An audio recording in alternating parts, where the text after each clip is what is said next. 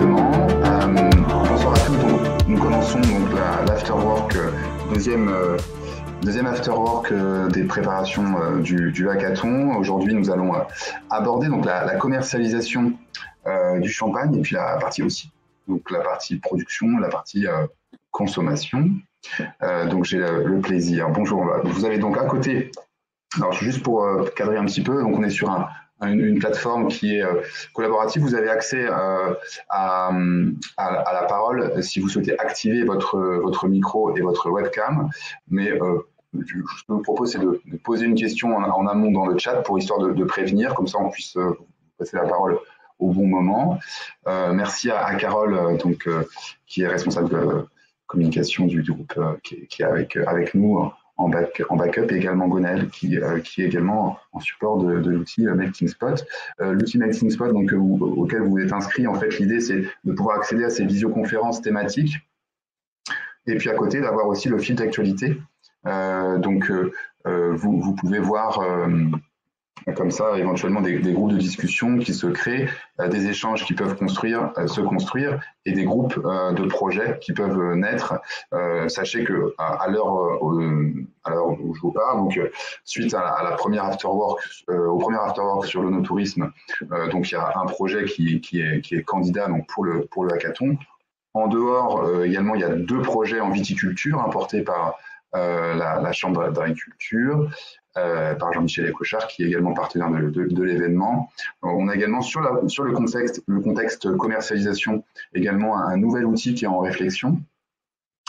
Et puis il y aura peut-être également à l'issue de cette visioconférence peut-être d'autres idées d'action, d'événements, de nouveaux événements, de nouveaux produits, de nouveaux services qui peuvent naître. Donc c'est vraiment tout à fait l'idée de ces rendez-vous. Et donc, voilà. Je commence donc. Merci en tout cas à Léa Holmes, responsable de communication donc, du syndicat général des vignerons. Bonsoir Léa. Alors tous les micros sont coupés. Bonsoir. Également, je remercie Nathalie Spillman qui est donc doctorante à Neoma Business School, intervenante, consultante aussi sur la partie justement vin et spiritueux en particulier. Donc, je vous laisserai vous présenter. Bonsoir. Bonsoir. C'est gentil de m'appeler doctorante, mais je suis en fait professeur. Professeur, pardon. Et je suis donc professeur à Neoma depuis 2009, professeur de marketing. Oui. Marketing, voilà, avec une expérience particulière sur la partie justement vin et spiritueux, avec en tout cas une appétence particulière pour cette filière économique, et qui va nous parler justement sur la partie consommation. Léa nous parlera sur la partie donc stratégie et la stratégie donc du syndicat pour accompagner les vignerons dans leur commercialisation. Donc je passe d'abord la parole donc à David Nival. Donc l'idée c'est de faire un bonsoir David, donc le directeur de la filière champagne du Crédit Agricole du Nord-Est, qui va nous dresser un peu le panorama actuel, donc très actuel de la partie donc production et commercialisation, les enjeux actuels que connaît la filière, qui sont nombreux. Donc il y a le côté ponctuel avec ce rebond assez impressionnant qui nous permet de retrouver des niveaux de vente même supérieurs à post-crise, pré-crise, pardon. Mais par contre, ce que tu évoquais en préparation, c'est que le problématique de la commercialisation en direction donc du marché français est un problème qu'on connaît. Une décroissance qui est connue depuis assez longtemps. Donc, je te propose donc tout de suite de te passer la parole pour cette présentation et cet enjeu, surtout sur la partie donc, des brutes sans année. Oui. Alors, est-ce que tu nous entends? J'espère que vous m'entendez parce que tout le monde m'entend bien. Il n'y a pas de problème de son? Non? Tout va bien parce dans les commentaires, a priori, ça marche. Bon, et de mon côté, il y avait quelques problèmes de connexion, donc c'est pour ça. Bien, donc écoutez, bonsoir à tous. J'espère que tout va bien se passer au niveau de la technique. Oui, effectivement, l'idée du Crédit Agricole est de pouvoir aider de l'évolution du marché français par le biais des différentes cuvées, et notamment de la place du BSA, donc brut sans année, pour ceux qui ne connaisseraient pas, pour essayer de comprendre un peu en termes de valorisation la place que ça peut avoir et peut-être l'explication d'une certaine difficulté sur notre marché. Donc on va peut-être commencer tout simplement par le commencement sur l'évolution. On a un contexte difficile depuis 2011. Je ne sais pas, Adrien, si tu m'entends, si tu peux passer la vidéo, la diapo. Voilà, parfait. Merci beaucoup. Donc, je te ferai un petit signe comme ça. Dans le contexte tel que vous pouvez le voir là, depuis 2011, finalement, on a un marché français qui, en termes de volume, est en contraction, après avoir connu quand même une période de forte de 71 jusqu'à 2011. Depuis, c'est assez difficile dans le contexte que nous pouvons connaître encore aujourd'hui. On est dans ce contexte-là face à une évolution en termes d'export. C'est-à-dire que concrètement, on a un marché français qui baisse et on a un export qui monte de façon tout à fait significative. Donc là, on est à la veille du Covid et on voit bien que les tendances sont complètement inversées. C'est-à-dire qu'aujourd'hui, l'export, déjà à cette époque, l'export avait une part bien plus importante que le marché français. Le Covid n'a absolument pas arrangé ce contexte. En l'occurrence, on regarde depuis 2021 et le contexte s'est accru, je dirais. On est dans un contexte de développement à l'export, avec un contexte d'or finalement. Si on regarde les chiffres à 180 millions de bouteilles en 2021, l'export, c'est un nouveau record absolu.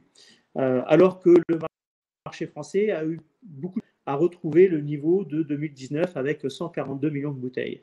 Donc on est face à un contexte de structure difficile, étant donné qu'avec un rebond incroyable de 322 millions de bouteilles en global, on a un marché français finalement qui n'a pu que retrouver 2019 alors qu'on a l'export qui vraiment est parti très très loin.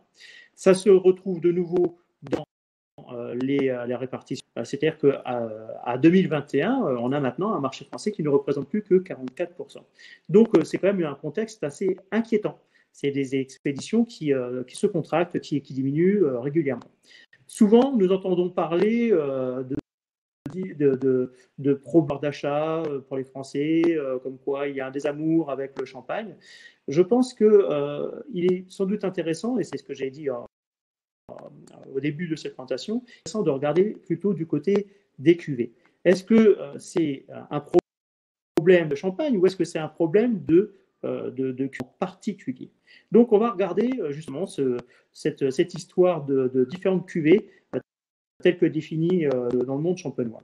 Si on fait un contexte global, avant de rentrer sur le marché français, on est face à un contexte de BSA en pleine contraction. Vous pouvez le voir ici, on est dans une baisse de 35 millions de bouteilles entre 2011 et 2019 pour le brut sans année.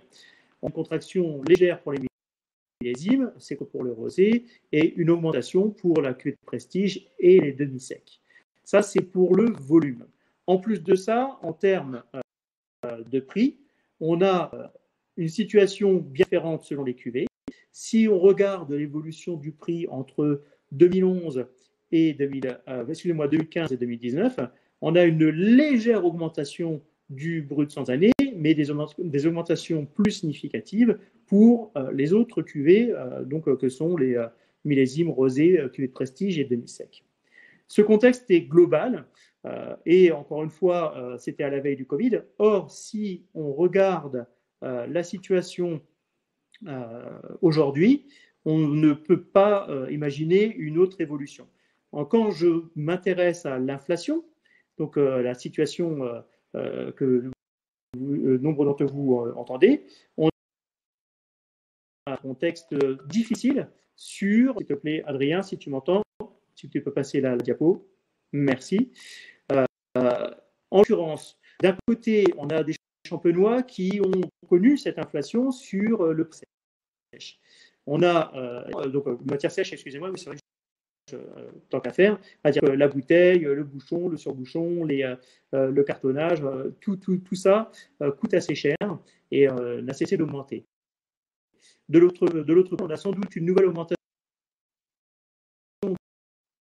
suite qu'il y a pu avoir grâce à l'année avec les 322 millions de bouteilles.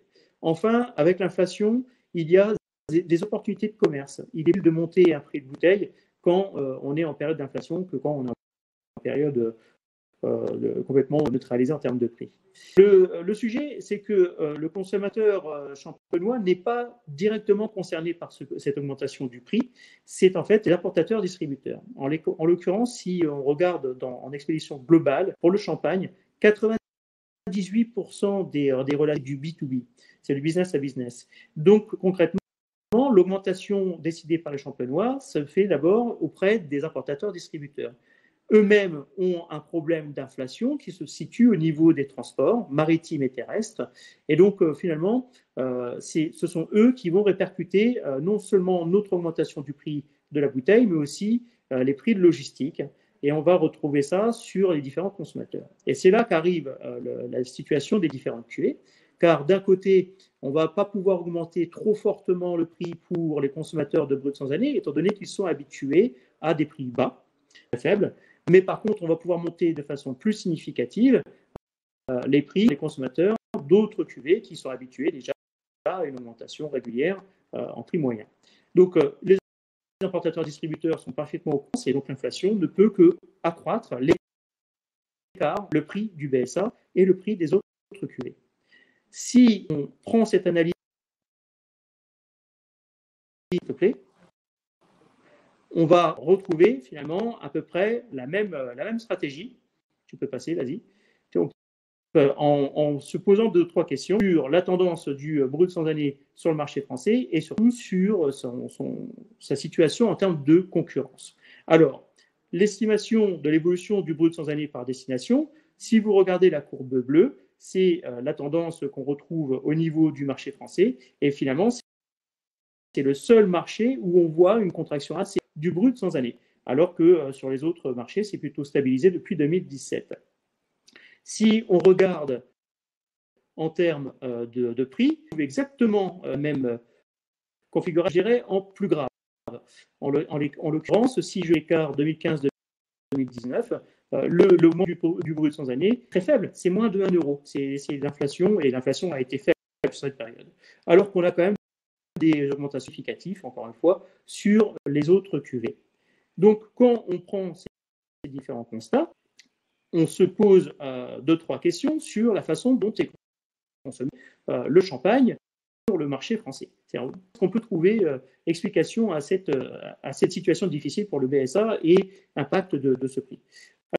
Alors là, on s'est appuyé sur une étude qui est sortie en 2021 et qui s'est un petit peu focalisée notamment sur la consommation de champagne. La bonne nouvelle, c'est qu'une consommation de champagne pour les fêtes de fin d'année, d'ailleurs ça explique pourquoi en termes d'expédition, on fait à peu près 42% sur le dernier trimestre.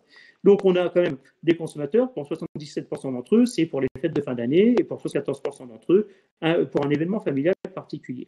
Mais on a aussi du champagne qui est consommé pour les apéritifs entre amis et en famille et lors de soirées entre amis ou en famille. Et dans cette étude, il est considéré finalement en termes de valorisation, en termes de prix pratiqués, des prix plutôt élevés pour les occasions particulières et plutôt des cuvées autres, par définition, si vous avez compris, on va acheter des bouteilles un peu plus significatives, donc moins en volume, mais plus en termes d'image prix, et de l'autre consommateur plutôt à prix bas, avec une consommation facile et donc bouteille de champagne plus accessible. Et donc, en l'occurrence, le brut sans année, vu que c'est le prix le plus bas sur le marché français, comme on a pu le voir précédemment. Une fois qu'on a vu cette situation, on commence à regarder la concurrence des autres. Alors malheureusement, j'ai l'impression que c'est bien flou, mais bon, on va faire avec. La concurrence des autres vins effervescents. Nous ne sommes pas les seuls à être consommés à l'apéritif. Il y a également le crément d'Alsace, la clairette et, en termes de vin étranger, le Prosecco. Et si on regarde encore une fois la position de gamme telle qu'elle est perçue par le consommateur, on a un champagne qui est un peu dans la confusion. C'est-à-dire que 25% des consommateurs voient le champagne à tous les niveaux de gamme. C'est-à-dire que pour 25% d'entre eux, le champagne, c'est du bas, du haut, du très haut. C'est un petit peu compliqué en termes d'analyse. Et donc, finalement, on peut présupposer qu'on retrouve toutes les cuvées finies au préalable. La bonne nouvelle, je dirais malgré tout, c'est qu'on a plus de 40% en très haut de gamme, qui considèrent le champagne comme du très haut de gamme. Donc, sans doute ici, les clés d'année. Du côté des autres des concurrents, la confusion est forte. Plus on voit quand même un positionnement milieu de gamme et en augmentation, en tout cas qui commence à être assez sérieux. Donc concrètement, on a sans doute une concurrence des autres vins effervescents sur l'apéritif, donc en tant que nous produit. Si on regarde du côté des autres produits apéritifs, si tu peux passer s'il te plaît, merci. Qui est quand même assez net. Là, on va s'appuyer sur une autre étude, donc de juin 2021, qui nous dit la chose suivante. Première boisson consommée à l'apéritif, eh bien, c'est pas le champagne, ce sont les vins tranquilles en l'occurrence. Dans les vins tranquilles, il est même précisé souvent une position du rosé en période estivale. Le rosé de Provence a fait une percée active sur le marché français. Donc, la première boisson consommée, c'est le vin, mais tranquille. La deuxième boisson, c'est voilà. Et la troisième boisson, c'est l'alcool fort. Dans ce système-là, le champagne n'est qu'en 4 ans de consommation apéritif. Et ce qui devient intéressant, c'est de regarder en termes de classe d'âge. Donc, une autre étude provenant de YouGov a précisé la chose suivante. La bière, en tant qu'apéritif, passe en première position pour la classe des 25-34 ans et des 35-44 ans.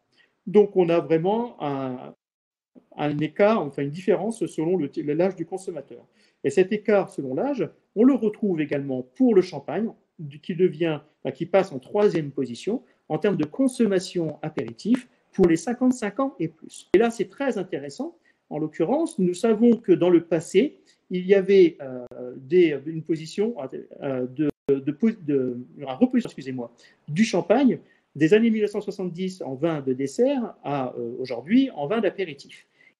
Et cette population qui a vécu ce choc, eh bien, c'est la population qui est vieillissante aujourd'hui, des 55 ans et plus, qui a pris l'habitude de consommer du champagne en apéritif, mais surtout du brut sans année, pas trop cher, par exemple en l'occurrence, pour avoir plus d'occasions dans l'année en termes de consommation. Donc on retombe sur nos pieds cette analyse de classe d'âge. Quelles conséquences si les tendances se confirment, si les tendances qu'on vient de signaler se confirment? En l'occurrence, c'est-à-dire une baisse du brut sans année en tant que consommation d'apéritif suite à une concurrence d'un côté des vins effervescents et de l'autre des boissons telles que la bière et les alcools forts. Eh bien, si ces tendances se confirment, première possibilité en termes d'impact, ça serait une augmentation de la rotation des stocks champenoises. Donc, dans la production classique champenoise, aujourd'hui, nous sommes autour de 4,57 années pour produire une bouteille. Eh bien, cette augmentation, c'est d'abord parce que nous nous sommes focalisés sur d'autres cuvées. Si je pense aux cuvées de prestige ou aux millésimes, c'est des cuvées qui demandent plus de temps de fabrication. Le brut sans année demande en moyenne que 3 ans. Donc, on a une augmentation voulue parce que nous nous réorientons sur des cuvées particulières, mais aussi une augmentation de la rotation non voulue, car si la concurrence s'accroît, ils vont sortir de nos caves, il est possible qu'il y ait plus de difficultés pour les vendre. Donc, on a un double effet, je dirais une double peine sur la rotation de stock qui donc coûterait un peu plus cher. Deuxième possibilité en termes d'impact, c'est la sensibilité accrue aux aléas climatiques. Si nous reprenons focalisation sur des cuvées particulières, eh bien ces mêmes cuvées ont besoin de matières plus spécifiques. Avec le changement climatique, et nous avons pu le vivre cette année en 2021 en Champagne, ça a été très difficile, eh bien nous pouvons avoir un problème de production de ces cuvées particulières. Je pense ici monocru, je pense aux cuvées de terroir. On est dans un contexte où si j'ai un impact climatique fort, je n'ai pas les volumes nécessaires. Si je n'ai pas les volumes nécessaires, j'ai plus de difficultés à répondre aux demandes distributeurs. Donc, certains vont pouvoir contingenter, d'autres vont vraiment se retrouver en situation de difficile, délicate en tout cas, vis-à-vis de leurs importateurs distributeurs. La troisième conséquence possible, c'est l'utilisation de l'unité champenoise. D'abord parce que on a un principe de réserve individuelle qualitative qui est basé sur un brut sans année. C'est-à-dire que je vous rappelle que la Champagne, c'est un vin d'assemblage, tout simplement. Vin d'assemblage pluriannuel, pluricépage, pluriterroir.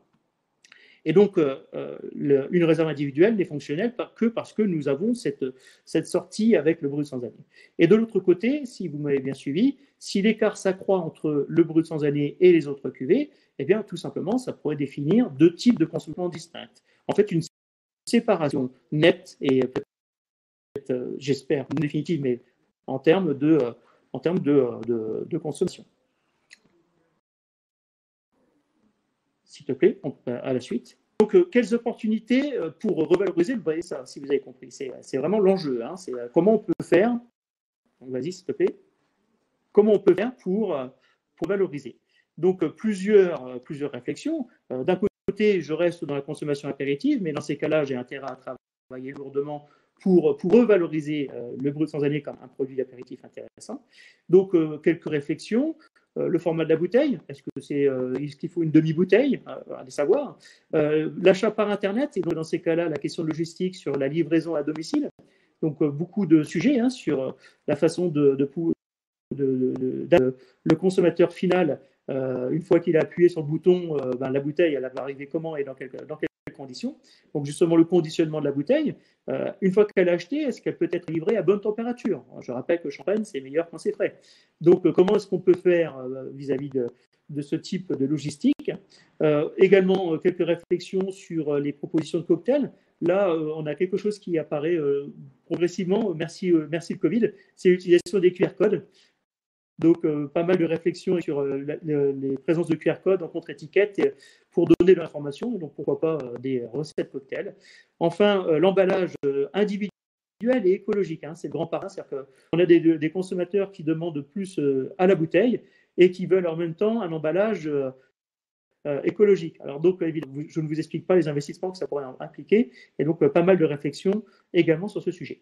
Maintenant, on peut aussi sortir de la consommation apéritive et se déplacer sur une consommation avec un BSA qui serait remis au devant de la scène, donc en tant que porte-étendard de la marque. Après tout, un brut sans année, c'est quoi?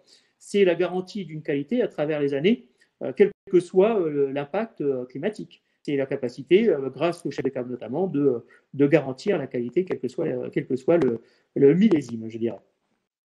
Donc, c'est évidemment un enjeu important. Ça peut passer le marketing expérientiel, c'est en fait aller expliquer au consommateur final que le brut sans année, ce n'est pas juste un entrée de gamme, c'est également quelque chose d'important de qualité en termes d'image. Donc là, ici, on pourrait trouver le notourisme notamment, c'est un rôle important. Ensuite, et je dirais surtout, renforcer la traçabilité, ça veut dire tout simplement renforcer la communication sur ce qu'on sait faire. Qu'est-ce qu'on sait faire en Champagne? Eh bien, on sait assembler. Autant expliquer pourquoi nous avons fait un choix d'assemblage, donner des informations sur les années qui ont été choisies, la réserve, comment est-ce que ça marche. Tout ça sur une contre-étiquette. Certaines marques, c'est sans doute une piste intéressante parce que ça permet de modifier tout simplement le positionnement du brut sans année dans l'ensemble des gammes proposées. En conclusion, on ne peut pas nier que la Champagne a trouvé une solution, en tout cas une clé intéressante en termes de création de valeur.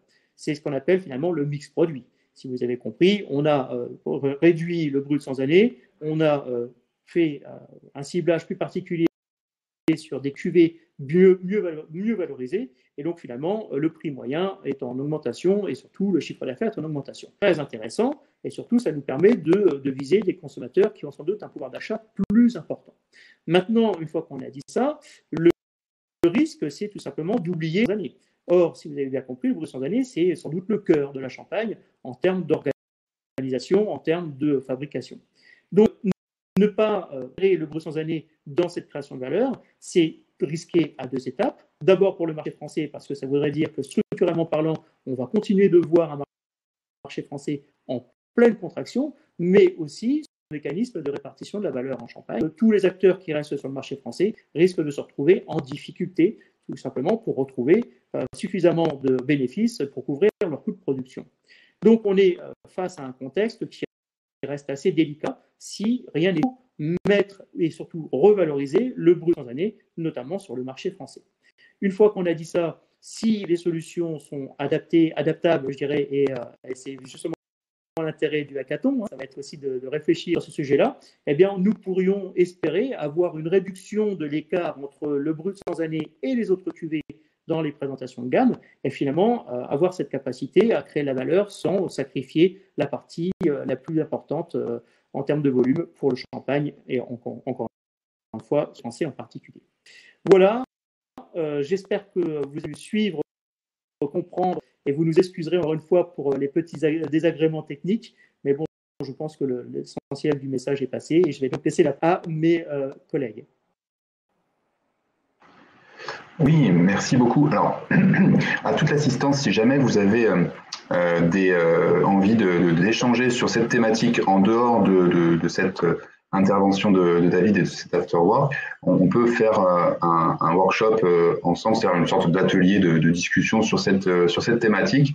Je lance voilà cette piste pour échanger, parce que c'est vrai que là, dans ce cadre de cette afterwork, de ces interventions, c'est peut-être pas évident pour vous d'intervenir et d'apporter votre vision des choses et peut-être de réagir à chaud comme ça aux éléments partagés par David.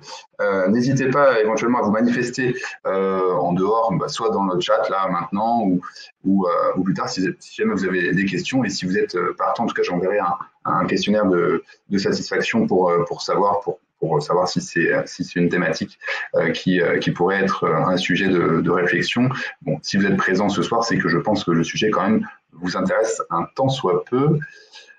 Alors, donc, en effet, maintenant, on va pouvoir passer la parole à Nathalie Spielmann, donc professeure de Neoma Business School en marketing, et qui ont réalisé une étude sur la partie consommation. Donc David l'a évoqué, la partie consommation, et donc surtout sur la partie donc vin et champagne, mais surtout en France, sur le marché français en particulier. Donc je vais arrêter la partage, et je te laisse normalement la main pour pouvoir partager ton support de présentation. On va tester si tout fonctionne correctement.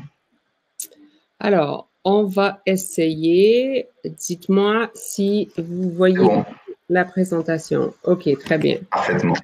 Alors, super. Et vous m'entendez bien, j'imagine? Donc, c'est bien. On a déjà accompli ça. Donc, en effet, je pense que ma présentation, c'est une bonne suite par rapport à ce que David vient de présenter.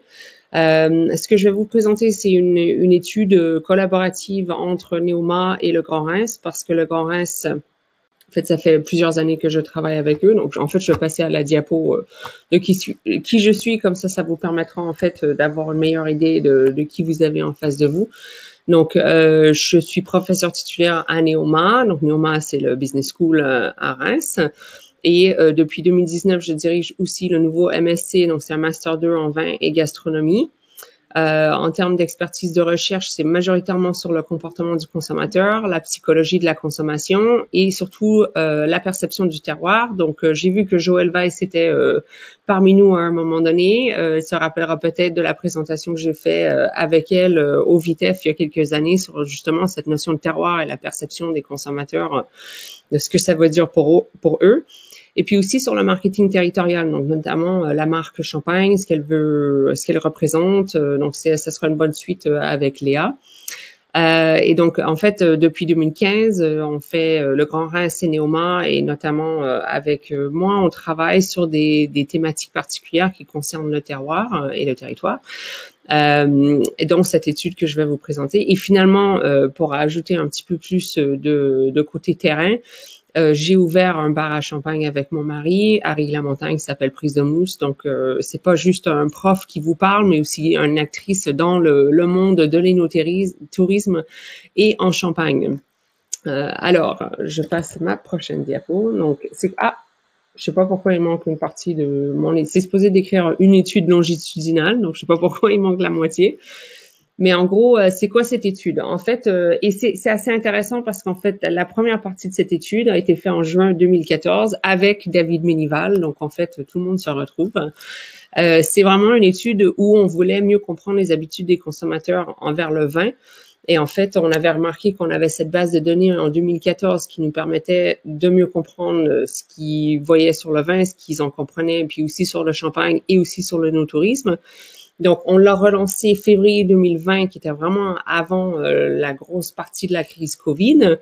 Et puis, en fait, l'année dernière, on s'est dit, ben, on va dire qu'après la grosse partie de la crise COVID, on va refaire tourner cette étude pour vraiment avoir une vision sur les 7 dernières années de comment les consommateurs ont bu du vin et c'est quoi leur vision du champagne et aussi de l'énotourisme. Parce que forcément, tous ces aspects-là sont reliés. Donc, en fait, ça nous a fait quand même une base de données de plus de 3200 Français, qui est non négligeable.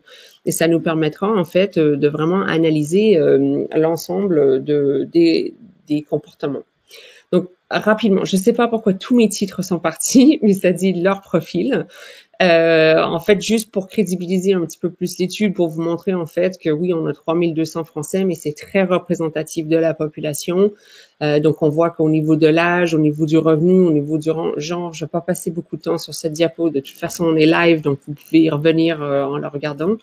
Mais en gros, on représente vraiment les Français. On a vraiment une répartition au niveau même des lieux de résidence. Donc, on peut en fait avoir beaucoup confiance dans cette étude. Alors, qu'est-ce qu'on a fait ici? C'est qu'on a regardé en fait avant tout leur consommation et l'évolution de leur consommation de vin. Donc, en fait, vous voyez les chiffres en bas. Je ne sais pas si vous voyez ma souris, mais vous voyez en fait qu'en 2014, ce qu'on a pu comptabiliser, c'était le nombre de bouteilles par mois. On voit aussi le prix moyen par bouteille, les dépenses mensuelles en vin, donc qui est en gros les bouteilles fois le prix moyen, et puis ensuite le prix de la bouteille en cadeau, parce que comme David l'a aussi évoqué, le champagne et le vin en général, c'est souvent un cadeau qu'on fait. C'est important un peu de voir la différence entre ce que les gens sont prêts à dépenser sur eux-mêmes et ce qu'ils sont prêts à dépenser lorsqu'ils le donnent à quelqu'un. Donc, ce qui est intéressant, en fait, c'est qu'on remarque qu'il y avait une belle augmentation au niveau de la consommation du vin en 2014, entre 2014 et 2020, mais que malheureusement, il y a eu une chute de cette consommation en conséquence du COVID et qu'il y a quand même eu une baisse quand même de 8%. Et on a vu aussi que c'est pas juste au niveau des nombres de bouteilles par mois, mais aussi au niveau du prix. Donc, certes, ça a augmenté légèrement en 2020 et 2021, mais on est quand même très loin du niveau de 2014. Et on voit en fait qu'ils dépensent, selon l'étude de vivino.com, vraiment un prix qui est dit acceptable. Donc, on est vraiment dans cette tranche de prix où les gens se font pas encore énormément plaisir, on va dire. Donc, on voit aussi que bon, ils ont été beaucoup moins généreux après Covid, mais c'est un peu normal parce que c'est certainement en conséquence de la distanciation sociale. Mais en fait, ces chiffres-là démontrent vraiment que la consommation du vin a baissé pour les Français. Donc, une partie du problème de la consommation sur les marchés domestiques, c'est en effet qu'il y a une consommation qui est en baisse. Pas juste parce que les consommateurs cherchent peut-être à consommer moins d'alcool, mais aussi parce que c'est une dépense non conséquente et on le sent tous ces jours-ci avec les augmentations à droite à gauche. Et les consommateurs l'avaient bien senti et pressenti, on va dire, en 2020 et 2021. Ce qui est intéressant dans ces genres d'études, c'est de vraiment pouvoir faire la comparaison entre certains groupes. Donc, on a pu comparer, par exemple, les hommes et les femmes. Et plus tard, je vais vous montrer aussi par région, parce que c'est intéressant, si vous êtes dans le vin, de savoir un peu où ça se passe dans certaines régions de France, peut-être pour miser plus dans certaines régions que d'autres. Mais là, par exemple, entre les hommes et les femmes, on remarque que les femmes n'ont en fait pas vraiment augmenté leur consommation de vin. Si on regarde au niveau des nombres de bouteilles, c'est resté relativement stable avec une légère baisse en 2021. Par contre, ce qu'on note, c'est qu'ils ont quand même une différence significativement moins, ils consomment significativement moins que les hommes au niveau des bouteilles par mois. Et ça, c'est peu importe l'année. Lorsqu'en comparaison, en fait, les hommes, ils ont considérablement augmenté leur consommation de vin. Ils sont passés quand même de 7,7 bouteilles en 2014 à presque 10 bouteilles en 2020. Mais ça, c'est redescendu à une chute de 30% quand même en 2021.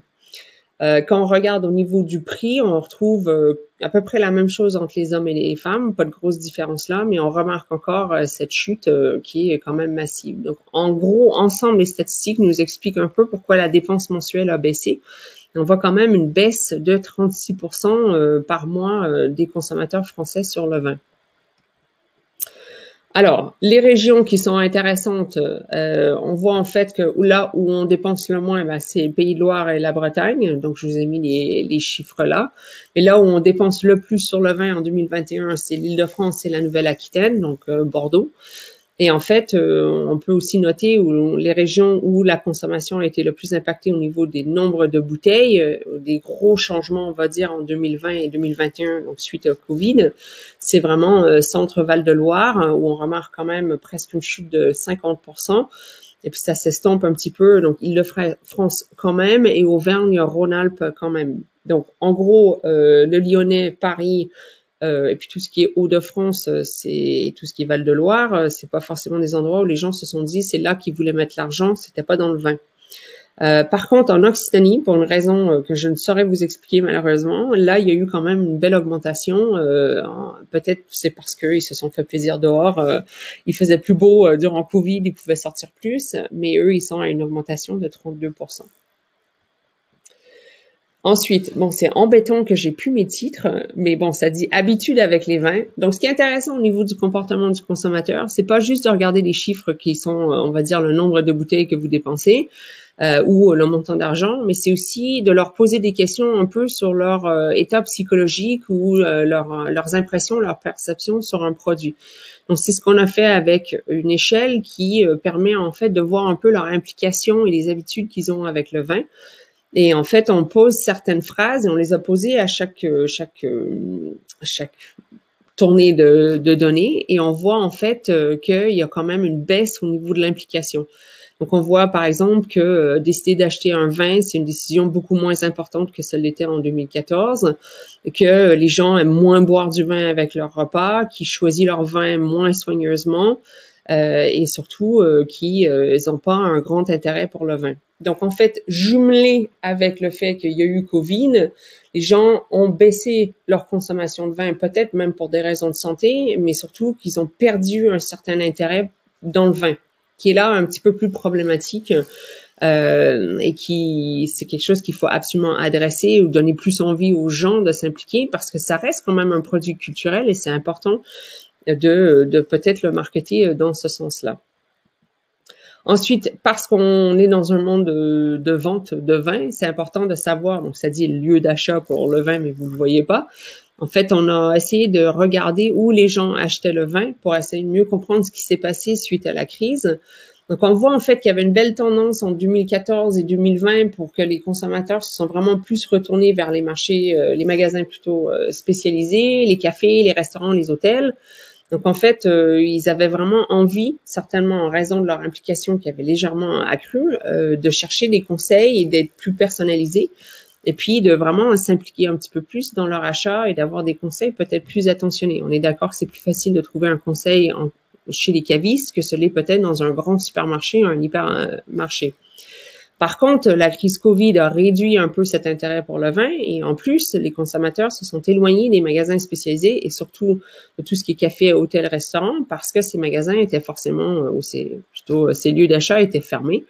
Et donc, en fait, et aussi, les gens ont regroupé leur achat durant Covid dans un magasin. Ils souhaitaient plus aller, comme on dit au Québec, magasiner, mais ils préféraient beaucoup plus aller dans un lieu, faire toutes leurs courses, peut-être aussi pour minimiser leur exposition au Covid. Donc, en fait, on note quand même que les supermarchés ont retrouvé leur clientèle de 2014 et puis les magasins spécialisés ont vu quand même leur achalandage baisser de 14%. Donc, ce qui est aussi intéressant à noter, par contre, c'est que malgré la crise Covid, qui a quand même stimulé l'énotourisme et le tourisme domestique, la vente directement du producteur, elle, a vraiment stagné.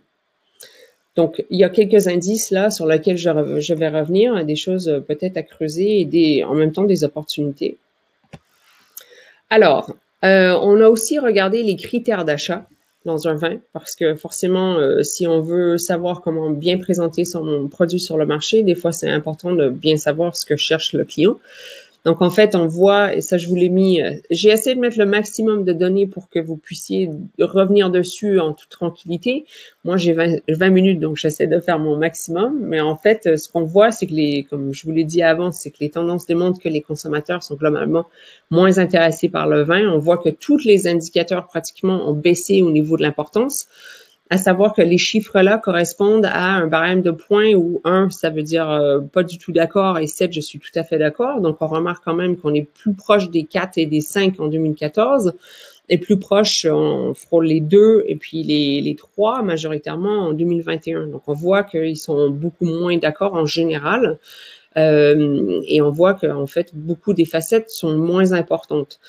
Mais ce qui reste le plus important, c'est si le vin est français et son prix. Donc, confirmant que le budget vin se resserre et qui devient une vraie priorité pour les consommateurs, dans le sens où ils font très attention, ils sont moins susceptibles à dépenser. Par contre, si on regarde par rapport à la moyenne, qui sur une échelle de 1 à 7 serait 3,5, on remarque que ce qui reste significativement important en 2021 pour les consommateurs, c'est en gros si le vin est français, bien identifier l'origine, son prix, sa provenance, et puis si le vin est rouge. Donc, le vin rouge a encore sa cote. Ce qui est devenu beaucoup moins important, c'est si le vin est étranger, donc s'il est effervescent, donc ça c'est un peu problématique peut-être en Champagne, ou le vin est vendu, et puis ensuite des choses comme la marque, l'étiquette, si le vin est en promotion, et si le vin est blanc. Donc, ça nous permet ici de mieux comprendre ce qui va capter le regard des clients en priorité. Ensuite, on s'est bien évidemment tourné vers la question énotouristique. Pour tout vous dire en toute transparence, c'était avant tout ce qu'on cherchait en 2014 avec David à exploiter. Mais en fait, ça nous a permis, parce que c'est quand même une industrie qui se développe énormément, et à savoir aussi que ce qui est intéressant, surtout en Champagne ici, là, c'est qu'on a fait cette étude en 2014 avant l'UNESCO, et là, on voit vraiment comment ça a développé suite à, on peut faire des croisements juste avec les champenois, mais de nous permettre de vraiment voir l'importance et comment dire, c'est quoi le mot que je cherche? C'est comment les gens se sont beaucoup plus impliqués dans l'énotourisme et sur les voilà, merci.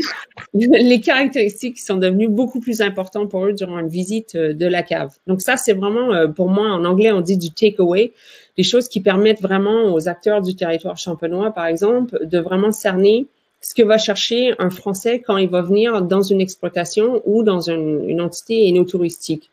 Et on voit vraiment que ce qui est plus recherché là, c'est si le personnel est présent, poli et accueillant, de pouvoir déguster des vins gratuitement. Bon, ça, je pense que tout le monde aime bien déguster des vins gratuitement. Et ce qui est intéressant là, c'est quand même, ils cherchent à avoir des explications concernant la production du vin. Ils veulent vraiment comprendre le terroir, ils veulent comprendre la région, ils veulent comprendre l'histoire de la cave. Et idéalement, ils veulent une visite de cette cave. Donc là, c'est vraiment intéressant parce que ça nous permet de voir que bien qu'ils ont peut-être moins d'intérêt pour le vin, ceux qui en ont et qui font la démarche de faire l'énotourisme, ils sont pas là juste pour boire du vin, ils ont aussi vraiment envie de comprendre le produit. Et c'est ces gens-là, en fait, que je pense qu'ils seront un moteur important pour la suite de la consommation du vin et le marché en France. Ensuite, on passe aux choses, bon, c'est pas écrit, mais je pense que vous l'avez déduit, hein, on a aussi regardé le champagne. Donc, c'est là, en fait, où les bonnes nouvelles, c'est que bien qu'il y a une baisse en termes de consommation de vin en général en France, on voit que les gens continuent à consommer du champagne, ils ont envie de consommer du champagne, et puis ils sont aussi nettement plus susceptibles de percevoir le champagne comme un produit de luxe réservé aux occasions spéciales, mais qui sont prêts à payer pour le champagne. Donc, c'est quand même une grosse différence si on note par rapport au prix qu'ils sont prêts à payer pour une bouteille de vin tranquille versus une bouteille de vin champagne. Donc ça, c'est des bonnes nouvelles. J'en ai d'autres, vous inquiétez pas. On a aussi pu faire, en fait, là, c'est pas écrit, mais c'est un peu l'image du champagne. Donc, nous, on a nos méthodes académiques, scientifiques, statistiques, où en gros, on essaye de demander quelles sont les perceptions des consommateurs et on essaie de les regrouper dans des dimensions spécifiques. Et ce qui en sort suite aux analyses, c'est que quand les consommateurs regardent ou interprètent le champagne, ils voient ça majoritairement comme un produit hédoniste qui capte un lien social ou représente un lien social, qui est qualitatif et en fait qui a un bon rapport qualité-prix. En fait, les gens sont moins susceptibles au prix du champagne qu'ils le seraient pour d'autres produits.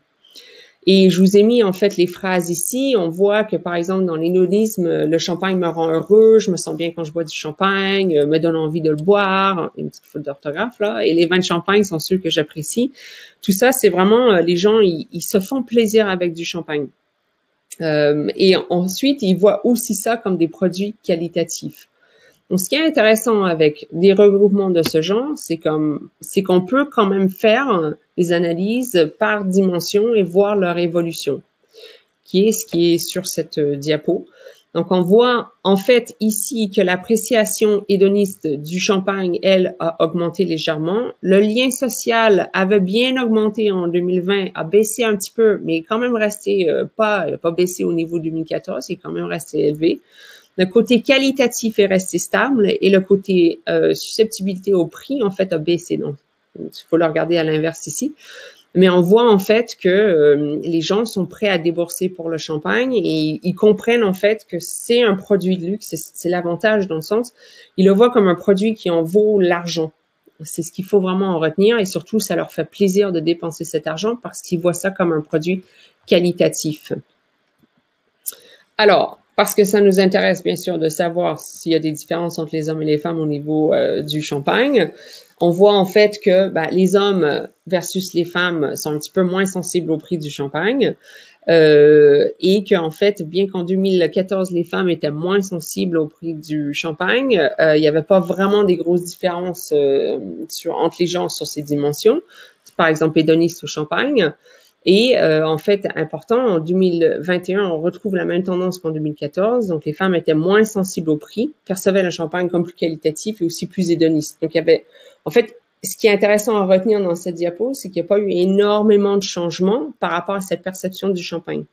On a vu que pour le vin, il y a eu pas mal de changements, mais pour le champagne, c'est resté relativement stable et c'est même allé en augmentant. Donc, ça, c'est bien parce qu'il ne faut pas forcément retravailler l'image du champagne dans la perception globale du consommateur, c'est vraiment plus retravailler ce positionnement comme un produit peut-être bien qualitatif, mais aussi pour tous les jours, ou un produit où plutôt qu'acheter du vin, on achète du champagne. Pareil, c'est intéressant de pouvoir faire des comparaisons entre les groupes d'âge. Donc, on a pu voir qu'en fait, les plus de 50 ans étaient les plus sensibles au prix. Et puis que en fait cette sensibilité de prix n'a pas changé, mais en fait qu'elle est restée plutôt stable pour les groupes les plus jeunes, les 18 à 29 ans et les 30 à 49 ans. Donc pourquoi c'est intéressant ça? Ça veut dire que plus les consommateurs sont jeunes, moins ils voient ça comme un produit uniquement quand ils seront plus âgés, ils auront plus de moyens, ils se font plaisir plus tôt dans leur vie maintenant et surtout avec du champagne. Donc, en conclusion, je pense que je suis rentrée dans mes 20 minutes, donc c'est bon. La crise Covid a certainement fait reculer en partie la consommation du vin, mais on note quand même un retour vers les habitudes de 2014. Donc ça, c'est intéressant, ça va peut-être prendre un petit peu plus longtemps. La consommation de vin est en baisse en termes de volume et de valeur, mais le champagne reste relativement attractif pour les consommateurs français. Et puis, vu que la perception de qualité augmente, je pense que les consommateurs deviendront de moins en moins sensibles au prix du champagne. Mais je vais mettre le bémol que c'est vrai que l'analyse de David est quand même très intéressante parce qu'il faut regarder certainement les catégories de champagne en faisant ce genre de constat. On voit que la consommation des femmes reste relativement plus stable que celle des hommes. Donc, pourquoi pas viser plus les femmes parce qu'en fait, une fois qu'elles sont fidèles à un produit, une catégorie, en fait, elles gardent leur niveau de consommation. Malheureusement, les Français se sont désengagés avec le vin, donc ils portent moins d'attention au niveau même de la sélection, même au niveau des critères d'achat.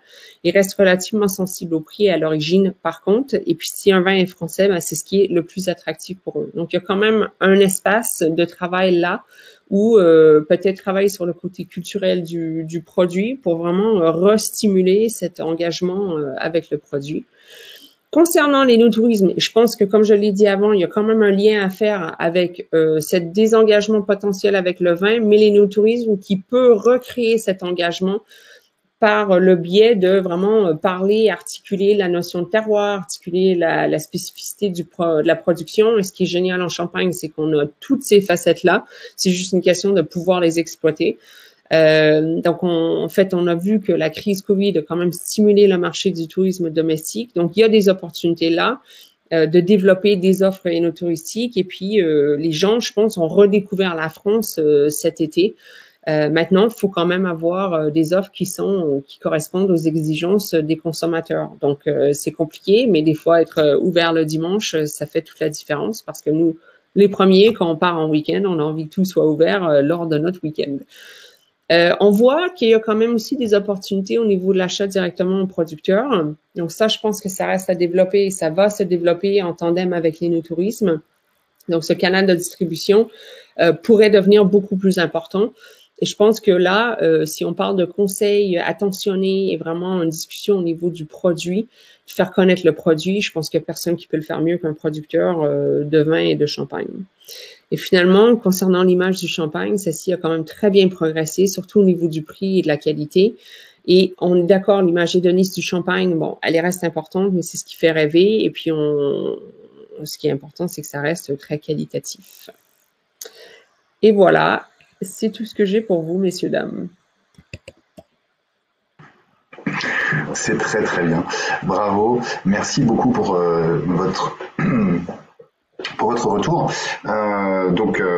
Si je peux juste comprendre, c'est qu'il faut augmenter donc la valeur des BSA, ce que disait David, et que ce que tu évoques, Nathalie, c'est que en plus le consommateur est plutôt en attente, en tout cas sera intéressé par un produit encore plus qualitatif. Donc il y a tout intérêt à donc c'est plutôt vert pour les vignerons à augmenter leur prix sur les BSA, puisque le consommateur, même s'il a peut-être que la cible est plus restreinte, mais en tout cas ils seront aussi plus fidèles. Alors je ne sais pas si c'est... Je pense que en fait, ça serait bien que David il ait son mot à dire là-dedans aussi, vu que on a commencé cette étude ensemble. Mais je pense qu'en fait, il faut voir ça comme un tout. C'est que les consommateurs ont envie. En fait, ils ont un peu perdu cette envie pour le vin, pas pour le champagne, mais ils ont envie de faire l'énotourisme. Et là-dedans, je pense qu'il y a toute une histoire qu'on peut compter alentour du vin pour réintéresser les gens. Et puis, vraiment leur faire comprendre le produit comme un produit culturel, mais surtout en Champagne, je ne suis pas sûre que la réponse, c'est forcément d'augmenter son prix. Je pense que la réponse, ça serait plus d'augmenter sa qualité, d'augmenter la façon de communiquer sur son produit et d'aller rechercher les gens aussi à travers l'énotourisme. Je peux vous dire, en tant qu'acteur dans l'énotourisme, qu'il y a quand même quelque chose de magique quand un consommateur est en train de boire un vin d'un certain village. Il est dans le village et il voit le producteur qui arrive, même si c'est sur son enjambeur ou qui croise la rue. Il y a une espèce de synergie. Le produit, il prend une ampleur totalement différente. Et là, on peut lui dire, ça a une valeur encore plus. C'est la valeur émotionnelle.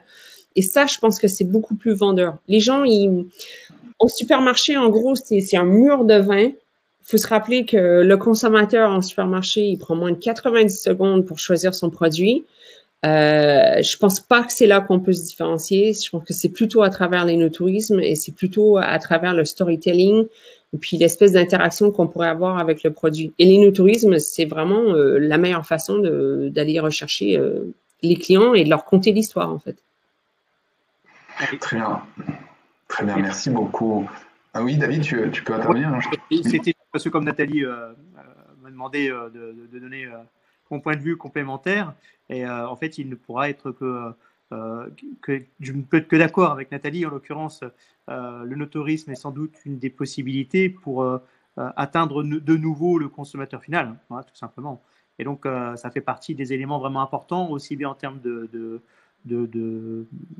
valeur que de vente, hein, finalement. Hein. On a les deux aspects derrière ça. Donc, tout à fait en accord avec ce que Nathalie vient de dire. Merci, David. Bon, très bien. Merci beaucoup à vous deux. Merci Nathalie. Je propose de passer la parole à Léa. Donc, nous, c'est vrai que l'idée d'accompagner donc les vignerons, c'est vrai qu'on le voit, ça vient vraiment du vigneron. C'est quelle est sa stratégie en termes de communication, quels moyens il se donne en termes de communication, en termes de supports digitaux, en termes de sites internet et autres, en termes d'activités touristique, il faut aussi pouvoir avoir les moyens. Mais il y a aussi toutes ces actions qui peuvent être portées par le collectif et par le syndicat justement. Donc c'est intéressant de voir aussi sur cette partie collective qu'est-ce qui est possible de faire. Donc c'est pour ça que c'est intéressant de voir ce que peut présenter Léa par rapport à leur stratégie, à la stratégie du SGV sur l'accompagnement des vignerons. Exactement. Merci, en tout cas. Merci. Alors, je voulais remercier tout d'abord David et Nathalie aussi pour leur intervention, parce qu'en l'occurrence, là, le pont qu'on va faire est assez intéressant, notamment par rapport à la présentation que je vais vous faire, et vous verrez, tout se recoupe finalement dans les stratégies qui ont été imaginées pour les vignerons. Enfin, on a en tout cas la même trajectoire. Donc, je vais vous partager la présentation, si j'y arrive. Toc. Alors, je suis un peu trop rapide. Je vais revenir au début. Voilà, est-ce que vous voyez bien la présentation? C'est tout bon? Parfait. Donc, je vais commencer par une présentation de ma fonction. Donc, je suis Léa Holmes et je suis responsable du pôle communication du syndicat général des vignerons de Champagne.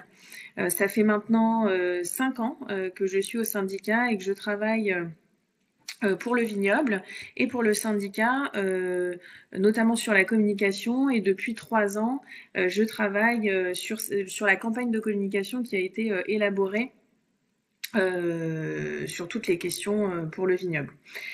Alors, je vais juste rapidement passer, alors ça a été dit un peu précédemment, mais un point sur le contexte économique, parce que les chiffres sont tombés la semaine dernière. Vous avez certainement dû voir l'actualité ces dernières semaines, mais pour vous dire, voilà, en 2021, les expéditions ont été enregistrées à 322 millions de bouteilles. La valorisation n'est pas encore connue, on saura ça d'ici peu, mais on a éventuellement tablé sur 5,8 millions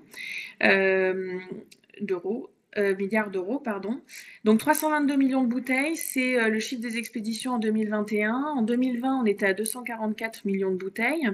2020, ça signe aussi une année très difficile pour le vignoble en termes de commercialisation. Un beau rebond en 2021. Je ne vais pas le commenter un plus parce que vous aurez plus d'éléments d'ici ces quelques semaines. Et puis David en parlait tout à l'heure, donc je ne vais pas revenir là-dessus. Mais en tout cas, en 2021, on signe un rebond assez exceptionnel de plus 32%, ce qui est quand même important, et de plus 8% par rapport à 2019. Alors, je fais le lien parce que j'essaye aussi de comparer à quelque chose à un effet qui n'a pas connu le Covid. Donc, en 2019, on peut aussi se comparer, et il y a quand même un rebond par rapport à ces expéditions en 2019. Donc on peut le voir aussi, 2021 retrouve un niveau d'expédition similaire à 2011, mais depuis 2011, les ventes stagnent, on le voit là sur le graphique qui est projeté, stagnent, voire sont en baisse. Donc voilà, et qu'est-ce qu'on fait pour pouvoir enrayer cette baisse des ventes et ces ventes qui s'érodent? Alors, je refais juste un point aussi des expéditions par zone géographique en 2020. En 2020, pourquoi? Parce que j'ai pas encore celle de 2021, donc je préfère revenir sur des chiffres que je connais. On le voit ici, les récoltants vignerons et les coopératives, le marché français représente la plus grosse et la majeure partie des expéditions en France. Donc c'est le marché principal de ces deux acteurs et représente du coup quelque chose de très important. Alors les 4 missions du SGV, je vais juste les renommer là parce que je pense que la majorité des personnes les connaissent, mais je préfère les rappeler. Donc le premier, c'est défendre, voilà, parce que c'est la défense des intérêts collectifs de la profession, des intérêts particuliers des exploitants viticoles, accompagner, puisque chaque vigneron a un métier très complexe, qui doit savoir tout faire de la vigne à la cave à la commercialisation, et donc le syndicat est là pour accompagner le vigneron dans tous ces métiers que compose une exploitation. Représenter, parce que le vigneron, on doit pouvoir le représenter auprès des pouvoirs publics et des administrations locales, régionales, nationales, européennes. Enfin voilà, la voix du vignoble est portée dans toutes ces instances pour pouvoir faire bouger les lignes. Et puis on a une fonction aussi, une mission de promotion des vins élaborés par le vignoble. Donc promouvoir. Alors moi je vais arrêter sur cet aspect-là des choses, puisque c'est un peu l'exposé qu'on est en train de voir ensemble. Alors promouvoir, c'est quoi? C'est aussi soutenir la commercialisation des champagnes du vignoble, chose que le syndicat s'attache à faire depuis de nombreuses années, mais qui est devenu vraiment un point stratégique pour cette organisation depuis quelques années. Alors pour ça, j'aimerais qu'on se remette un peu dans le contexte, parce que, mais donc qui ont déjà été exposés précédemment, mais le premier point de contexte, c'est justement la stagnation, voire la diminution des ventes de champagne en volume. Alors que, et quand on observe les tendances de marché des effervescents, ce marché est en pleine croissance. Quand on regarde, au regard de tout ça, on peut se poser la question de savoir pourquoi le champagne, dans cet énorme marché, n'arrive pas à grappiller sa part du gâteau. La deuxième chose, c'est que effectivement, le consommateur évolue, il évolue même très très vite, et il faut s'adapter, et encore plus vite depuis ce qu'on connaît depuis 2 ans, la crise sanitaire, et il y a ce virage à pouvoir prendre, et donc c'est assez compliqué de pouvoir le prendre aussi rapidement. Donc voilà, s'adapter aux attentes de nos consommateurs et les comprendre. On a aussi, donc pareil, depuis quelques années, une émergence d'un mouvement sociétal et solidaire puissant en faveur de la consommation de produits locaux, artisanaux, plus authentiques et plus responsables. Donc ça, je voulais mettre ça en exergue pour montrer que les vignerons et les champagnes produits par le vignoble ont vraiment leur épingle du jeu à tirer de ça et de ce mouvement sociétal qui est en train de se construire au fur et à mesure. On a également une étude IFOP en 2018 qui dit que 38% des 18-34 ans sont acheteurs de champagne en France. 38%, c'est énorme et en même temps c'est peu. Qu'est-ce qu'on peut faire pour aller les chercher, pour aller chercher ce consommateur, ce nouveau consommateur qui n'a peut-être pas l'habitude de consommer du champagne parce qu'il a une image pas forcément actuelle du champagne. Et puis enfin, les vins effervescents et autres boissons alcoolisées. Alors je parle d'autres boissons alcoolisées parce que mes collègues le disaient plus tôt tout à l'heure.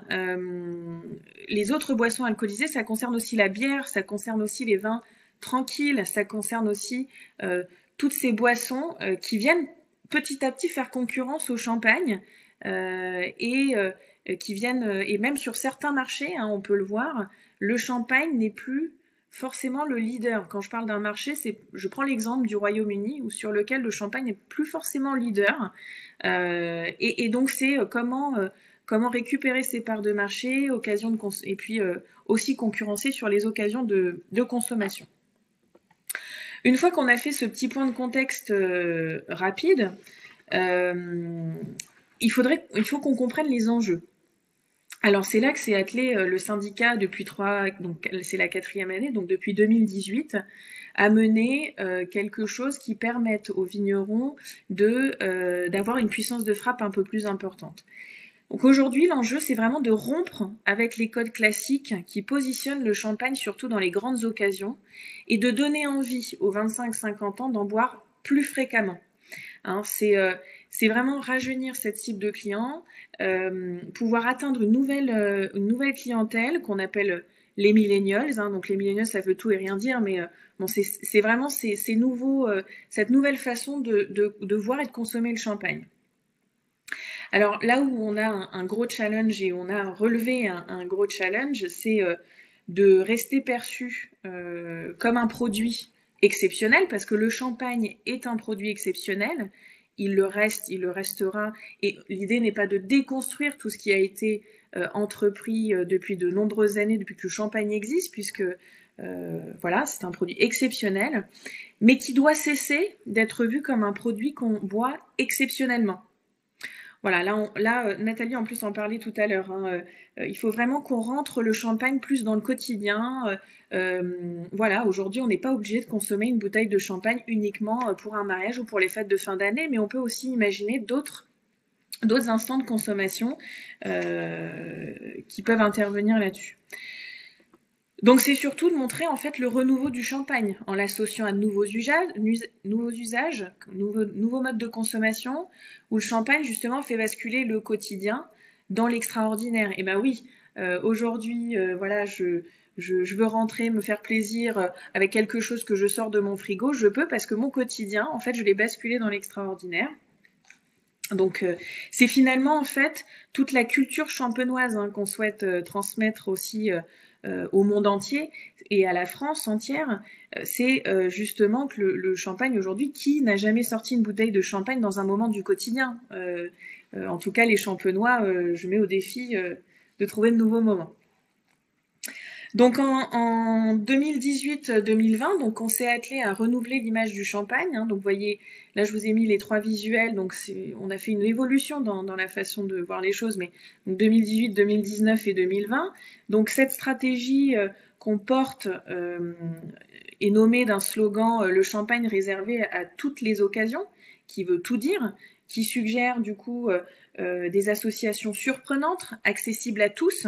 Et ça, les consommateurs l'ont bien compris, hein, j'y reviendrai un peu après, mais ça, les consommateurs ont vraiment bien compris que cette campagne mettait vraiment en valeur le produit champagne et mais suggérait vraiment de nouveaux moments. Les gens nous ont dit, enfin les consommateurs nous ont dit, ah oui, ben moi j'aurais jamais pensé boire du champagne à cette occasion-là, mais effectivement, ça me donne des idées. Donc, vraiment suggérer des nouvelles associations assez surprenantes dans les moments du quotidien. En 2021, donc là, donc cette année, on a retravaillé un peu cette campagne puisque la stratégie était vraiment de le baser pas uniquement sur le champagne et son appellation, mais vraiment sur Champagne de Vigneron et la bannière collective du syndicat qui a été créée en 2001. Cette bannière Champagne de Vigneron a été créée en 2001 justement pour porter tous ces champagnes produits par le vignoble, pour donner une puissance supplémentaire aux individualités de chaque vigneron, pour avoir en fait une image et une cohérence globale dans toute l'offre champagne de vigneron qui existe sur le marché. Donc en 2021, on a retravaillé un peu la façon de voir les choses, où en fait, on s'ancrait non pas sur des mais là plutôt vraiment sur les moments du quotidien, et signé vraiment de la bannière Champagne de Vigneron pour que ce soit bien identifié Champagne de Vigneron. Voilà, donc les consommateurs attendent plus de personnalisation à leurs besoins, à leurs envies, à l'instant T en fait. Hein. Parce que l'idée c'est de mettre l'accent sur la diversité dans cette nouvelle campagne, parce qu'il y a autant de champagne de vignerons que de bulles dans une coupe. En fait, c'est ça qu'on souhaite transparaître dans cette nouvelle campagne, c'est la diversité. C'est-à-dire que chaque champagne s'adapte à un instant, à un goût, à un accord, à un mais, enfin voilà, c'est de pouvoir suggérer et en fait de dire aux consommateurs, mais vous ne pouvez pas ne pas aimer le champagne, forcément vous allez l'aimer puisqu'il s'adaptera à tout type de situation, à tout type d'accord, etc. Donc cette campagne dont vous voyez les visuels là a été portée depuis quelques années, mais donc cette année avec des actions menées sur tout le territoire français. Et on verra après aussi ailleurs. On a eu des vagues d'affichage national, donc en juin et en septembre. On a également de l'affichage spécialisé en point de vente, directement chez les cavistes, dans les vitrines de cavistes, pour inciter le consommateur à entrer et à venir et à être curieux des champagnes de vignerons, à venir goûter les choses. On a également, puisqu'on a besoin d'une petite musique aussi dans la tête, on a les spots radio avec RTL vous régale, avec donc une puissance et une force de frappe assez importante. Donc ça, c'est important aussi, parce qu'au-delà du fait de voir l'image, de me suggérer de nouvelles associations, on me propose aussi une petite musique dans ma tête qui me permet de me souvenir en fait que les champagnes de vignerons existent et qu'on me propose d'autres types de façons de consommer le champagne. Alors, une bonne stratégie de communication ne va pas sans le digital et les réseaux sociaux. Donc, une vraie stratégie de digital avec des bannières web, etc. Et aussi une vraie stratégie sur les réseaux sociaux, où cette année, et je vous invite à aller regarder les réseaux sociaux Champagne de Vigneron sur Facebook et sur Instagram, où justement, on a mis en avant ces champagnes, on a mis en avant les vignerons, leur expérience, leur métier, la façon dont ils voient le champagne, parce que c'est pareil, chaque vigneron a sa façon de voir le champagne, et c'est vraiment ce qu'on souhaite mettre en avant, cette diversité aussi dans les personnalités des vignerons, et pourquoi c'est un métier de passion. Et puis, on a également de l'expérience avec des influenceurs et des relations presse. Donc ça, l'influence, c'est aussi assez important, hein, parce que c'est ce qui nous permet aujourd'hui, hein, ça prend une place importante, parce qu'aujourd'hui, tous les consommateurs suivent des Instagrammeurs, voilà, des gens d'influence sur les réseaux sociaux. Et l'idée, c'est d'embarquer ces influenceurs avec nous dans cette nouvelle manière de consommer le champagne pour pouvoir changer aussi les perceptions et les façons de voir de leur public à eux. Alors tout ça dans l'idée de désaisonnaliser les périodes de consommation. On sait que la communication, on sait que la communication sur le champagne s'opère plutôt en fin d'année, c'est-à-dire que tous les budgets sont mis sur la fin d'année pour pouvoir, et à juste titre, hein, pour pouvoir amorcer les ventes pour les fêtes de fin d'année. Néanmoins, nous, notre stratégie, c'est aussi de dire, comme on vous dit que ce n'est pas forcément que le champagne n'est pas forcément réservé qu'aux fêtes de fin d'année, et ben c'est aussi de le suggérer dans nos périodes de communication. Donc c'est pour ça qu'on a initié des campagnes plutôt en juin, en septembre, pour pouvoir montrer aussi que le champagne se consomme à d'autres occasions et à d'autres moments. Et puis enfin, tout ce dispositif-là exposé est pour multiplier les points de contact avec nos publics, hein, parce que de multiplier les différents canaux de communication nous permettent d'atteindre plus de personnes. Et puis j'y reviendrai un petit peu après pour vous expliquer tout ça. Donc c'est ce que je disais tout à l'heure, ici et ailleurs. Donc cette campagne s'est déployée en France principalement, puisque comme je le disais tout à l'heure, c'est le premier marché des vignerons de Champagne. Donc c'est vraiment là aussi qu'on peut continuer à faire ce travail. Et puis aujourd'hui, il faut bien se dire que si les Français se désintéressent du produit champagne, parce que c'est aussi l'art de vivre à la française qui fait pétiller l'étranger, qui fait pétiller le champagne à l'étranger, c'est aussi cet art de vivre. Et si aujourd'hui les Français se désintéressent du champagne dans leur art de vivre, on peut aussi imaginer qu'ailleurs ce sera aussi le cas. Donc l'idée c'est aussi de redonner, c'est pas de se désengager de ce marché-là, c'est aussi de donner envie aux Français et puis d'aller chercher un peu ailleurs, chez les jeunes aussi. Et à l'international, alors que, comme je vous le disais, on est plutôt sur du digital. Aujourd'hui, on a testé plusieurs marchés, le marché de la Belgique, du Luxembourg, de l'Italie du Nord aussi. Donc ça fonctionne très bien, mais on est uniquement sur du digital, sur ces dispositifs-là. Et puis on va essayer aussi cette année d'aller voir au Royaume-Uni. On va tester ce marché, on va essayer de voir ce que ça donne pour pouvoir communiquer sur ces consommateurs-là. Alors un bilan très positif, les consommateurs aujourd'hui déclarent à 83% que la campagne est agréable à regarder et 79% la trouvent originale. La campagne plaît, 90% des personnes interrogées ont bien compris le message de la campagne et c'est ce que je vous disais tout à l'heure, hein, ces personnes-là nous restituent vraiment bien le message, c'est-à-dire que quand on leur pose la question, c'est oui, je comprends bien que de par cette campagne, on me suggère vraiment d'autres moments de consommation et auxquels moi, j'aurais pas pensé instinctivement. Et je trouve que c'est une super opportunité de s'ouvrir sur d'autres saveurs. On a aussi 88% d'entre elles qui trouvent qu'elles renvoient une image moderne du champagne. Et puis en digital, depuis 3 ans, en 3 ans en tout cas, sur 2018-2020, on a plus de 19 millions de personnes qui ont vu cette campagne. Et puis les cavistes aussi, quand je vous parlais d'affichage en vitrine de point de vente, en vitrine de caviste, ça c'est assez important et je trouve que ça a été vraiment une révélation aussi là-dessus, c'est que les cavistes eux-mêmes ont déclaré que l'affichage de la campagne sur leur vitrine avait déclenché une hausse des ventes de champagne en moyenne de 50%. Ce qui est énorme, c'est-à-dire que en fait, cette campagne provoque vraiment l'envie du consommateur d'aller voir et d'être curieux par rapport à ce qu'on leur suggère et ce qu'on leur propose sur ce champagne-là. Donc, en effet, on a également ouvert, alors pour aller encore un peu plus loin, depuis le mois de juillet, nous avons ouvert une boutique le 19, qui est au 19 avenue de Champagne. Cette boutique référence à peu près une centaine de cuvées de vignerons et est une très très belle vitrine de la diversité champenoise. Ce qui permet en fait de capter les touristes, les locaux, les consommateurs pour venir leur expliquer cette diversité et cette offre champagne. Là où on a aussi tout un travail à faire, c'est d'expliquer cette diversité, d'aiguiller un maximum le consommateur dans son choix final. Mais donc, je vous invite à venir visiter et découvrir cette boutique parce que vraiment, c'est une très très belle vitrine pour les champagnes de vignerons.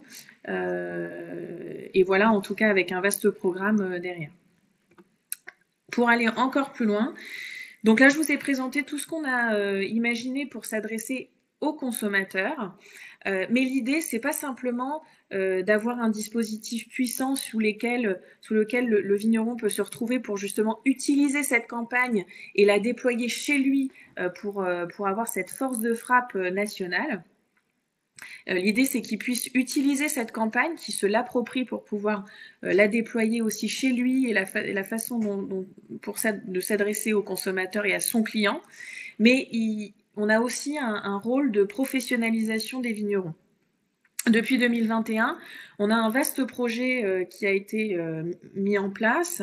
C'est le projet de soutien à la commercialisation du vignoble champenois avec un volet externe, donc c'est l'élargissement du marché, la campagne de communication d'envergure nationale et internationale qui vient d'être présentée, et puis un volet interne qui concerne l'accompagnement et la professionnalisation des vignerons dans la commercialisation de leurs produits.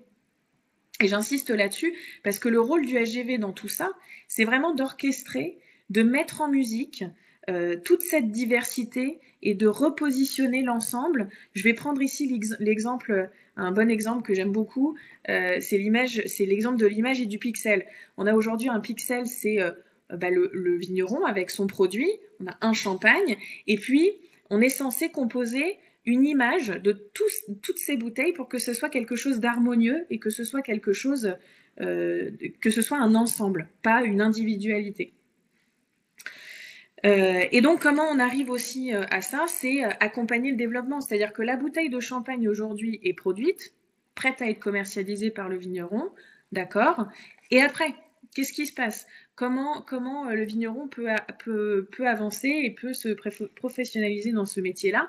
Donc, l'idée aujourd'hui, c'est que le SGV peut accompagner et conseiller le vigneron dans sa commercialisation, de proposer tout un ensemble de services nécessaires pour l'aide à la vente de son champagne avec des conférences, des formations, des fiches pratiques, des outils qui permettent d'avancer dans cette direction-là, et puis de donner les clés pour mettre en avant le produit, de trouver les clients, parce que le syndicat a vocation de mettre en lumière, mais c'est aussi chaque individualité de vigneron qui peut aller sur le terrain et déployer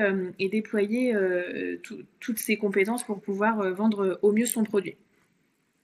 Donc, dans cet accompagnement, en fait, c'est une offre qui s'appelle SGV Booster, qui a été lancée au moment du VITEF.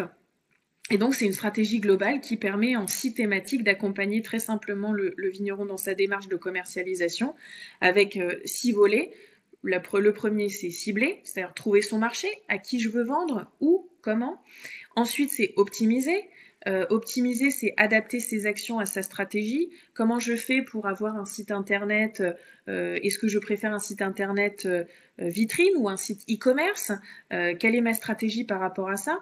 Ensuite, on a une troisième thématique qui est financer ces projets, puisqu'aujourd'hui, quand on a des projets, c'est bien, mais comment on les finance, c'est encore mieux. Est-ce que j'ai le droit à des aides? Est-ce que j'ai le droit à du soutien financier par rapport à différents organismes qui existent et comment je fais pour les connaître.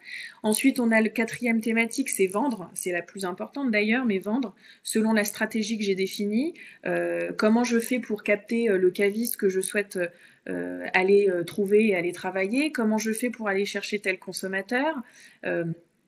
Tout un ensemble de choses. Comment je fais pour bien communiquer sur mon produit, comment je fais mon storytelling, comment je mets en avant mon produit sur le digital, mais aussi auprès de mes consommateurs.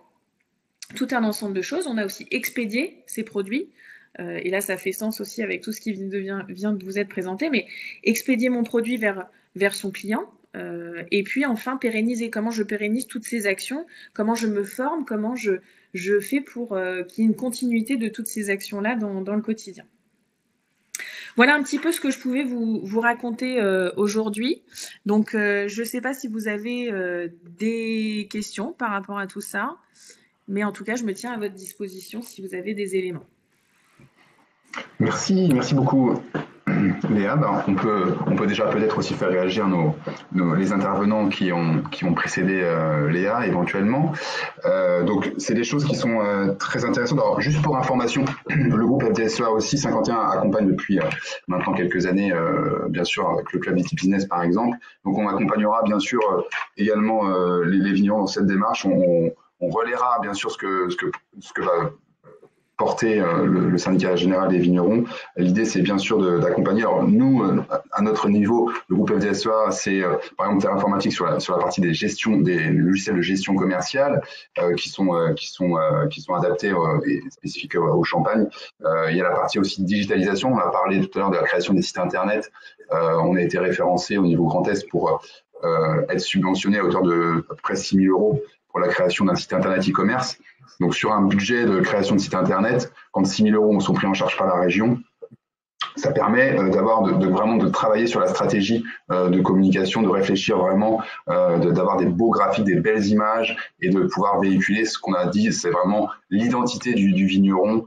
C'est ça qui est important. Donc, là-dessus, vraiment, on fera en sorte de vous accompagner. On le fait déjà et on continuera de le faire à vos côtés auprès des vignerons. Voilà. C'était un petit peu, c'était intéressant. Peut-être, donc on n'a pas trop d'interventions, de réactions des auditeurs qui sont autour de la table depuis le début. Hein, sont assez discrets, on va dire. Vous pouvez activer vos micros, vous pouvez activer vos webcams si vous souhaitez intervenir sur éventuellement des choses qui vous ont plu et éventuellement des réactions par rapport à ce qui a été évoqué c'est vrai que tout à l'heure a été abordé là aussi la gamme, hein. C'est vrai que c'est un point très important, c'est comment on crée toute cette palette cette palette de produits, enfin en tout cas cette palette de propositions de valeur. Et donc c'est cette création, c'est comment on crée cette grille en fait tarifaire par rapport à son territoire, par rapport à son histoire, comment on les présente en les liant vraiment le plus possible à son territoire, en racontant une histoire liée à l'histoire de son exploitation, de ses parcelles, de son secteur, du patrimoine présent. Et c'est ça qui a été évoqué depuis le début, hein, c'est vraiment comment on crée de la valeur en faisant le lien avec la personnalité du vigneron, l'identité du territoire, et c'est comme ça, et puis avec tout l'effort aussi général sur l'empreinte écologique, l'effort qui a été porté aussi par l'interprofession en termes de montée de montée en gamme, en termes de respect de l'environnement, même si c'est des choses qui sont déjà pratiquées partout, mais il y a un effort aussi qui est continu parce que les concurrents ont fait ces démarches aussi de manière assez importante par rapport à des herbants et autres. Adrien, oui, Adrien, David. Donc, je vais me permettre de reprendre quelques instants la parole. Et j'invite toutes les personnes qui ont pu écouter ce soir à poser un projet, si jamais elles ont en tête justement des idées en se disant, tiens, mais peut-être que moi, j'ai une idée particulière pour pouvoir mettre en avant de nouveau le champagne sur le marché français. Ça sera évidemment le réceptacle idéal qui est le hackathon que nous proposons. Et là, en l'occurrence, ce soir, ce qu'on a pu entendre dans les différentes interventions, c'est qu'on a plein de tendances qui se dessinent et qu'il suffirait juste de les attraper, si j'ai bien compris. Et Léa a fini la présentation en expliquant que voilà, les tendances, on les sent bien, le système de communication qui a été mis en place par le syndicat est fonctionnel, donc très bien. Donc justement, allons jusqu'au bout. Et donc, si vous avez des projets à poser et à partager, à développer, bonjour. C'est vrai, l'idée là de créer des nouveaux instants, des nouveaux moments de consommation, il y a le côté pourquoi pas lier une gamme de votre une gamme de produits à aussi un événement, la naissance d'un enfant, l'achat immobilier, pourquoi pas le lier aussi comme ça à des moments importants où on sait on a besoin de célébrer quelque chose, et pourquoi pas le lier, bon bien sûr le mariage évidemment, ça c'est évident, mais il y a d'autres moments où il y a le plaisir bien sûr de partager au quotidien, mais il y a aussi tous ces moments, et pourquoi pas aussi travailler aussi sur, j'ai pensé aussi à la partie réseaux sociaux. Si on veut cibler les jeunes aujourd'hui, TikTok, c'est un réseau social qui est pas forcément aujourd'hui très utilisé, et pourtant c'est aujourd'hui les jeunes ne regardent plus la télévision, ils sont uniquement sur les réseaux sociaux. Alors quelles sont les démarches aujourd'hui qui pourraient être engagées sur ce réseau social? Enfin, il existe déjà peut-être beaucoup de choses, mais pourquoi pas s'approprier, peut-être pas assez, peut-être c'est des choses qui pourraient être engagées, je sais pas. Il y a une question donc de Jean-Luc sur sous quelle forme ces questions vont être proposées. Je peux juste rebondir avant sur cette question de la cible jeune. Oui. Donc à Neoma, on a mis en place un cours hybride pour les étudiants parce qu'en fait, à l'intérieur du cours de marketing territorial et collectif, on parle du craftsmanship, donc le savoir-faire. Et c'est, par exemple, une grosse spécialité en Champagne. C'est tellement présent en Champagne qu'on l'appelle la méthode champenoise. Et on lui accorde quelque chose et un espace assez spécial. Donc, la cible jeune, la nuance qu'il faut faire attention, selon moi, c'est on peut rentrer dans les modes TikTok, on peut rentrer dans on peut, c'est pas le bon nom, mais banaliser le champagne dans le sens où c'est pour tous les jours et puis c'est quelque chose où on y fait un petit peu moins attention, mais il faut faire attention de pas rentrer dans un discours qui lui porte plus sa juste valeur. Donc, je vous donne un exemple concret dans les médias. Donc, avant, il y avait le champagne qui était versé sur des gens dans des vidéos de musique, etc. Donc, c'est un peu dérangeant d'avoir un produit qui a peut-être vieilli pendant 12 ans en cave et de l'avoir versé comme ça sans l'apprécier et le déguster. À l'inverse, je sais pas si vous regardez la série Emily in Paris. Je pense que ça fait énormément de discuter, mais notamment, il y a la marque Champère qui est commercialisée parce que c'est perçu comme étant tellement pas bon que c'est juste bon à arroser sur les gens, qui est quand même très néfaste d'une partie à l'image que veut créer la Champagne pour crédibiliser la valeur du produit. Donc, ce qui rend la juste valeur au champagne, c'est quoi? C'est le fait que c'est récolté à la main. Il y a un temps de vieillissement qui est beaucoup plus long que dans d'autres régions. Il y a l'histoire, il y a le savoir-faire, la transmission, même le BSA, comme David l'a bien souligné, il faut avoir le goût pour savoir le transmettre, pour que cette signature de goût se perdure, etc. Donc, il faut faire attention de pas forcément rentrer dans tous les médias où sont les jeunes parce qu'on a des fois, souvent, un manque de contrôle sur cette image qui peut être négative à long terme. Donc, je pense que Léa a certainement des choses à dire à cet égard aussi. J'allais rebondir justement, je te laissais terminer, Nathalie.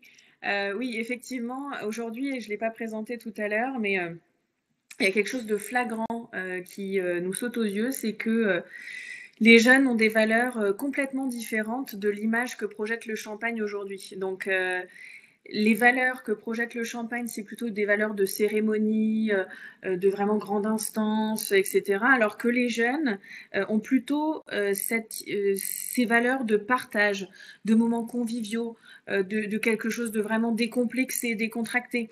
Et du coup, on voit qu'on n'était plus en phase avec les valeurs entre ce qu'on transmettait comme image et les valeurs de cette cible plus jeune. Et donc, c'était là tout l'objet de l'exercice aussi qui a été fait en collaboration d'ailleurs avec l'agence GAD qui nous a bien accompagnés sur le sujet. Et voilà, enfin, il y avait cette notion de valeur aussi que je voulais mettre en exergue. Et pour rebondir aussi sur comment plus être actif vis-à-vis de la cible jeune, c'est du coup s'adresser à cette cible-là par des codes qu'ils connaissent et par des personnes qui suivent. Donc, je parlais d'influence tout à l'heure. L'influence, c'est donc les réseaux sociaux, mais c'est pas anodin. Parce qu'aujourd'hui, et je pense que vous les premiers, vous suivez des gens sur Instagram, des fils de personnes qui vous inspirent, qui vous donnent des idées, etc. Et ça, c'est tout l'enjeu de l'influence aujourd'hui. Et pour moi, ça, c'est vraiment quelque chose qui peut être vraiment creusé parce que c'est les influenceurs qui font les tendances de demain aussi. Donc voilà.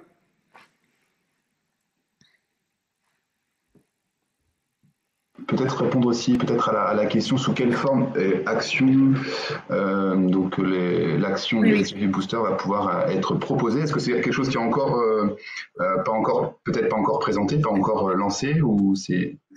Alors effectivement, oui, je n'ai pas vu la question, mais je vais y répondre tout de suite. Alors SGV Booster, c'est vraiment tout un accompagnement global. Donc c'est en train de construire, c'est construit au fur et à mesure en fonction des besoins et des attentes des vignerons. Donc ça prend du temps parce qu'aujourd'hui, il faut quand même arriver à quelque chose qui accompagne de A à Z. Du début de la bouteille au moment où elle arrive dans la main du consommateur final. L'idée, c'est d'imaginer tout ce parcours-là. Donc, il est en train d'être construit. Il y a des choses qui existent déjà, que vous pouvez retrouver d'ailleurs sur notre site extranet SGV. Vous pouvez aller voir. Mais si vous avez besoin d'éléments complémentaires, vous pouvez nous contacter sans souci. On y répondra avec plaisir. Écoutez, merci. Merci à vous, merci aux intervenants, merci Léa, merci Nathalie et David.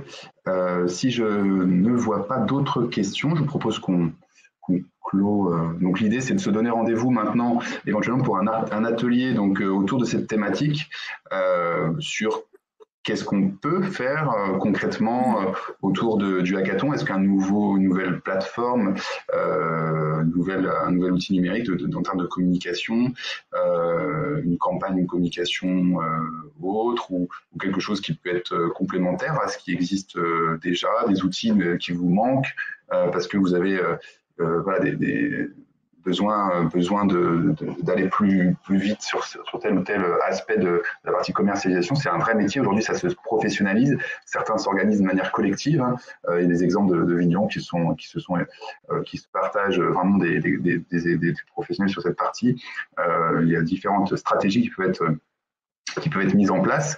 Donc on peut aborder cela dans le cadre de ce hackathon. Et puis ensuite, comme ça, l'idée c'est de faire ce workshop, de définir un projet et que éventuellement les 27, 28 et 29 avril, on puisse avoir un cahier des charges pour que des développeurs puissent mettre en place une application, un outil pour vous à terme qui puisse être mis à jour, qui puisse vous être donné pour booster la commercialisation du champagne en particulier. Voilà, merci à vous.